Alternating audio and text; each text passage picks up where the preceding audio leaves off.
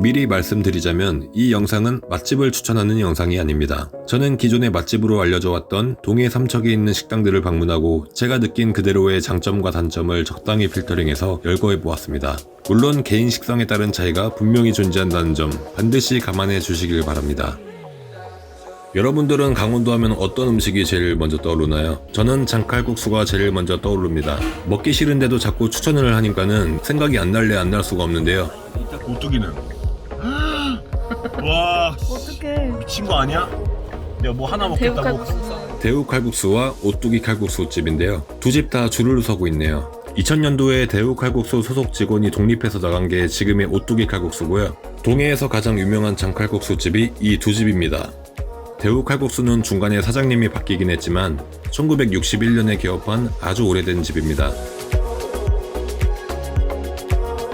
얼핏 봐도 오뚜기 칼국수 집에 서 있는 줄이 더 길어 보이네요. 하지만 저희는 주저하지 않고 대우 칼국수를 선택했습니다. 그야 오래 기다리기 싫어서인데요. 그리고 원래 대우 칼국수가 훨씬 더 오래된 터줏대감이기도 하고요.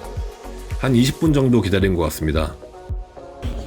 풍부한 김 고명과 함께 삶아서 으깬 감자가 많이 들어가 있어서 구수한 맛이 더해집니다. 작년에 올렸던 영상 중에서 양양에서 먹었던 장칼국수와는 확실히 다른 맛인데 그때 먹었던 건 부드럽고 짭짤한 국물이 특징이었다면 이번엔 장맛이 좀 더 진해서 맛이 깊은 편이고 면에서 우러나온 전분이 좀 더 가미가 된 느낌이라서 국물이 더 걸쭉한 느낌이었는데요. 때문인지 고추장찌개만큼 고추장 맛이 강한 편은 아닙니다. 그래서 맵거나 자극적인 느낌은 확실히 적습니다. 대부분의 장칼국수가 그러하듯이 푹 삶아서 씹는 맛이 덜하고 잘 끊어진다는 게 아쉬운 점입니다. 난 꼬들면이 좋은데. 무려 웨이팅을 하고 먹었던 음식인 만큼 현장에서 맛을 음미하면서 좀 더 많은 리뷰를 하고 싶었었는데 저희 뒤에도 기다리는 손님들이 많았습니다. 저희는 차마 리뷰하느라 촬영지를 계속 할 수가 없어서 신속하게 먹고 나왔습니다. 줄임말로 비산동 개념남이라고 하는데요. 보통 손님이 많은 집들은 사장님이 출근할 때 몸뚱아리만 움직이고 영혼은 침대에 두고 오시는 경향이 좀 많은데 여기 사장님은 굉장히 친절하시고 심지어 약간의 위트도 있었습니다. 아무튼 맛있게 먹고 나왔습니다. 회냉면을 먹으러 왔습니다. 능라도 회냉면인데요. 이곳은 2000년도에 오픈한 본점이고 현재는 부산, 강릉, 삼척에 각각 체인점이 있습니다. 동해 현지인들한테도 매우 유명한 냉면집입니다. 무엇보다 요즘같이 더운 날에 가장 구미가 당기는 음식이죠. 물론 이날은 추웠다는 게 문제인데 보시다시피 양이 매우 많은데요. 심지어 사리가 무한 리필이에요. 면발은 고구마 전분으로 뽑아냈기 때문에 굉장히 탄력이 있는데요. 양 되게 많아. 어떻게 보면 약간 질긴 면도 없지 않아 있긴 한데 가위로 자르는 것만 보아도 탄력이 조금 느껴지지 않나요?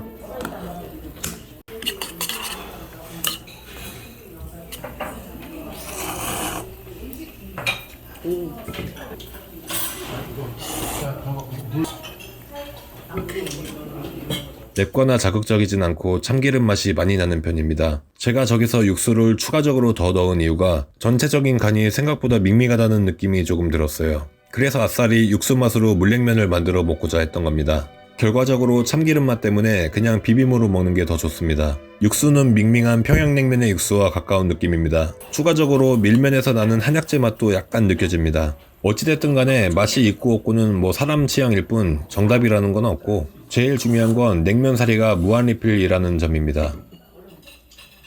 추천할 만한지 물어보면은 저는 무조건 추천. 냉면집을 가면은 항상 한 그릇을 먹자니 적고 두 그릇을 먹자니 부담스러웠었는데 63 냉면집에서 나오는 맛대가리 없는 싸구려 불고기에 냉면을 쌈싸 먹는다던가 아니면은 솔직히 말해서 배 채우기용 왕만두로 억지로 배 채울 바에 그냥 마음 편하게 사리 무한 리필을 해서 먹는다는 것 그 자체가 일단 장점이니까 저는 무조건 추천합니다. 맛 자체에서도 차별성이 있고요. 그리고 얘기가 나와서 하는 말인데 참고로 저는 주변 사람들이 혀를 내두를 정도로 강성 냉면 매니아로서 요즘 냉면을 무슨 고기에 쌈싸 먹는 수단 정도로 생각하는 사람들이 좀 있어서 좀 짜증이 나는데요. 고기를 싸먹는 것까진 100번 이해할 수 있어도 요즘 툭하면 면 요리에 뭐 먹을 거 싸먹고 뭐 소세지 같은 거 빙글빙글 돌려서 돌돌 말아먹고 뭐 이쁘다 해주니까 다 되는 줄 알고 이런 뚜껑 열리게 하는 냉면집은 왜 생기는 걸까요? 네, 무한 리필이 답인 거죠. 현지인 냉면 맛집입니다. 그렇게 우리는 임원항 회센터를 갔습니다. 묵호항이나 장호항보다는 여기가 낫다고 해서 멀리까지 와봤는데 사실 멀리서 찾아올 정도로 저렴한 느낌은 받지 못했어요. 당연히 스키다시도 없었고요. 우럭은 사이즈가 작아서 2만원, 참가자미 만원, 그리고 성대는 2마리에 만원, 총 5만원어치입니다. 사실 자연산 잡어회 위주였기 때문에 양으로 따지면 사실 먹을 게 별로 없었습니다. 저희는 그냥 이 정도 선에서 끝내려고 했었는데 우리 끼니까지 걱정해주시는 친절한 주인 아줌마가 해삼 하나를 더 주셨습니다. 더 주셨다고 했지 그게 공짜라고는 아직 말 안 했는데요. 그렇게 만원 추가해서 저희는 6만원을 지불했어요. 제가 병신인 거예요. 참가자미는 너무 작아서 맛을 평가하기 어렵고 그냥 얇고 작은 새꼬시 느낌, 그리고 성대는 그것보다 아주 조금 더 큰 새꼬시, 모양에 따른 식감 차이를 제외하고는 사실상의 유의미한 맛 차이는 거의 없었어요. 그리고 역시 잡어들보단 우럭이 식감도 좋고 고소한 게 맛있네요. 그 중에 가장 추천하고 싶은 거는 그냥 여기를 안 오는 겁니다.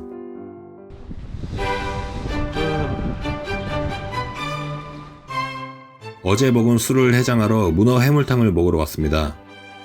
일단 중요한 건 모든 문어는 이 집에서 직접 잡아온다는 거예요. 유통 과정이 없는 만큼 신선하고 그만큼 다른 문어집에 비해 가격도 저렴합니다.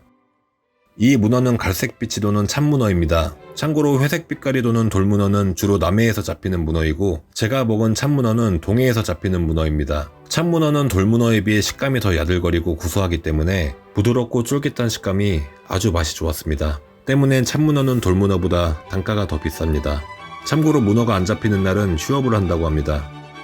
그래서 문어 중에서 가장 맛이 좋고 오히려 푹 끓이세요. 그러면 더 부드러워지고 문어 국물이 우러나와서 굉장히 또 건강에도 좋은 역할을 해요. 그리고 안에 또 여러 가지 들어가는데 이 자체가 ASMR인데요. 사장님이 겉보기와는 다르게 너무 나긋나긋하고 친절하게 설명을 해주셔서 이 구간을 편집하다가 내일까지 잘 뻔했는데 국물도 정말 개운하고 시원합니다. 특별한 자극적인 맛은 없는 걸로 보아 조미료를 사용하진 않는 것 같습니다. 저녁에 가신다면은 무조건 예약해야 돼요. 그 정도로 인기가 많은 집입니다. 좀 더 통계학적인 이유로 봤을 때 이 집은 그냥 검증된 집이에요. 다음 맛집 리뷰는 전국에 네로라는 진상들이 모여있는 소굴인데 정말 미친듯이 까다로운 곳이거든요. 거기에서 5점 만점 중에 4.5점이면은 이거 정말 높은 겁니다. 여러모로 여기는 딱히 단점을 찾을 수가 없는 것 같습니다. 네, 추천합니다. 성원 물닭갈비입니다. 물닭갈비의 기원은 명확하진 않지만 강원도 삼척과 태백에 있던 광부들에 의해 만들어진 음식이라는 썰이 있습니다. 광부들의 주머니 사정이 넉넉치 않을 때 그 양을 보강하기 위해 고기에 야채를 듬뿍 넣고 물을 부어 끓여 먹기 시작하던 것이 물닭갈비의 시초라고 하는데요. 그럼 어떤 맛일까요? 기본적으로 닭갈비 위에 깻잎, 부추, 미나리를 얹히고 거기에 육수를 부어 펄펄 끓여 먹는 음식이 물닭갈비입니다. 이 집의 육수는 닭뼈와 한약재를 이용해 육수를 우려낸다고 합니다. 닭이 익을 때까지 사장님께서 직접 조리해 주시는데 위에 얹혀진 야채들이 숨이 죽을 때까지 펄펄 끓입니다.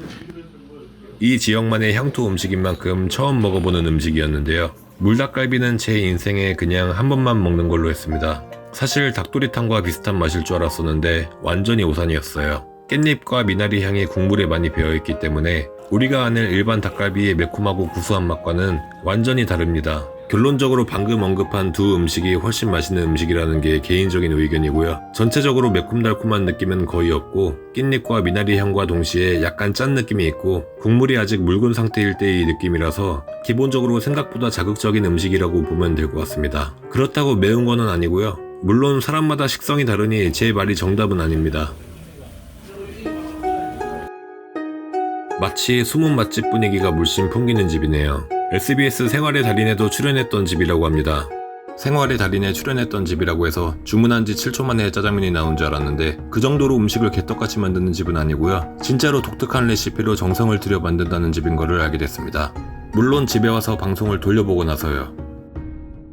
요즘 생활의 달인은 예전처럼 보이지 않는 손들이 나와서 뚝딱뚝딱 할당량을 해치우는 칼퇴 매니아 분들은 안 나오고 본인만의 레시피를 갖고 출연하는 주방 위주로 방영되고 있더랍니다. 방송을 보니 이 집의 소스 제조 과정이 아주 독특했습니다. 골뱅이로 먼저 육수를 낸 다음에 찐 무와 포도 그리고 골뱅이를 갈아서 만든 재료를 섞어 소스를 만든다고 하니 정성 하나는 인정합니다.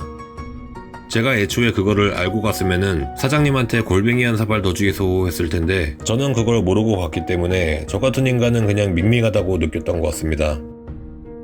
하지만 아무리 알고 먹었더라 해도 그 흔한 짜장 짬뽕 한 입 먹었을 뿐인데 카메라 앞이라고 영혼에도 없는 무한감동 같은 거는 저 스스로도 현타가 와서 도저히는 못하겠어요. 예컨대 제가 맛있는 녀석들 같은 프로그램에 나오는 멤버 중 한 명이라면은 저는 하루에 2번씩 이불킥을 차며 눈물을 흘릴 것 같은데 한국 사람이 짜장 짬뽕을 먹고 감동받아서 와 소리를 낸다? 알바생에 주문받다가 말고 눈앞에서 공중제비라도 돌고 있으면은 뭐 이해는 하겠는데 그게 아니라면은 그 흔한 음식을 먹고 어떻게 감탄사가 절로 나오는지는 저는 모르겠어요.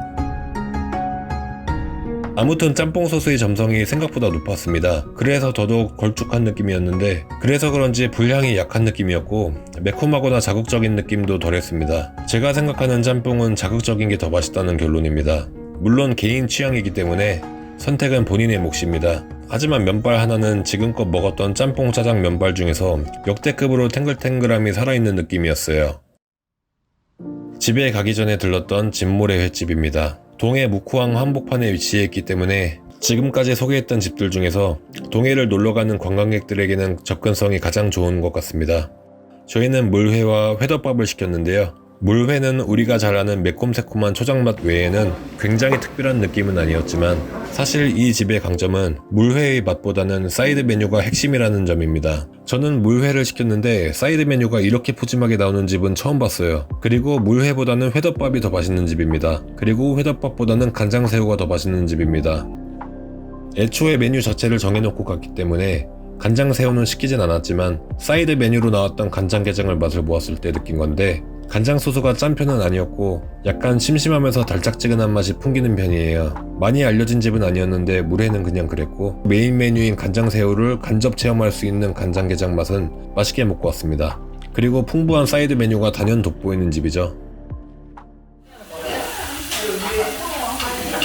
이 집의 이름은 장군 시오야끼입니다. 일식이랑은 아무런 상관이 없는 대패 삼겹살집이에요. 맵기 단계를 선택할 수 있는데 저희는 중간 맛으로 시켰고요. 일단 철판 위에 대패 삼겹살을 굽고 그 위에 파절이를 올려서 같이 볶아줍니다. 그리고 먹으면 됩니다.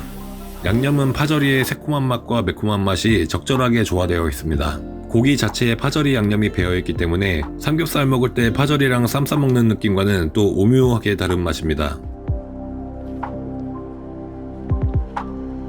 사실 여긴 체인점이에요. 강원도 지역에 주로 분포되어 있는데요. 제가 갔던 곳이 동해 청곡동에 있는 본점입니다. 서울에는 없어요. 강원 충청 지방을 제외하곤 사실상 이 음식을 접할 수 있는 기회는 거의 없다고 봐야 합니다. 한마디로 지금이 기회라는 거예요. 미국 사람들은 이걸 4글자로 블루오션이라고 하는데요. 내일이라도 당장 풀대출을 땡기라는 얘긴데 주관적인 견해로 저는 망한다에 물론 애초에 대패 삼겹살 자체를 별로 안 좋아해서 막 대단하다는 느낌은 안 들었는데 많은 현지인들이 추천하는 맛집입니다. 동해에서 맛집 말고도 제과점으로 유명한 동해 제빵소라는 곳이 있습니다. 빵을 구울 때 저온에 숙성시킨 천연 발효종을 이용한다는데 무슨 얘기인진 몰라도 아무튼 맛있다는 얘기겠죠? 빵값은 파리바게트와 뚜레쥬르에 비해 대체적으로 비쌉니다. 프랜차이즈 비용이 없음에도 고급화로 인해 프리미엄이 많이 붙은 것 같은데 여담으로 말하자면 우리나라의 빵값은 전 세계에서 제일 비쌉니다. 심지어 전 세계 2위와 3위의 빵값을 합친 것보다도 비쌀 정도로 압도적으로 빵값 1위입니다. 좀 족같네요. 셰프의 공식은 언제나 100 빼기 1은 99가 아닌 0입니다. 이게 이 집의 슬로건입니다. 처음에는 무슨 개소리인가 했는데 수많은 빵 가운데 단 한 개라도 실망스러우면 빵점이 된다 라는 뜻으로 자부심으로 해석하면 될 것 같습니다. 전체적으로 겉이 굉장히 바삭하면서 속은 촉촉한 결들이 살아있어 쫄깃쫄깃한 느낌이 강했습니다. 그만큼 높은 퀄리티 인정합니다. 이번 여행에서 한 가지 아쉬운 점이 있었다면은 지극히 개인적인 느낌으로 그렇다 할 맛집이라고 느껴졌던 곳이 사실 거의 없었어요. 물론 이 집들 외에도 추천받은 다른 집들도 많았는데요. 느낌상 다른 집들을 방문했어도 뭐 크게 달라질 건 없을 것 같네요. 오해하지 마세요. 다른 많은 사람들은 인정을 했으니까는 그래서 맛집이 된 거겠죠? 제가 어릴 때만 해도 밥 잘아먹는 애새끼들은 맞아야 잘 먹었었는데 저도 오래간만에 얻어맞을 때가 된 것 같습니다. 동해 삼척 시민들 죄송합니다.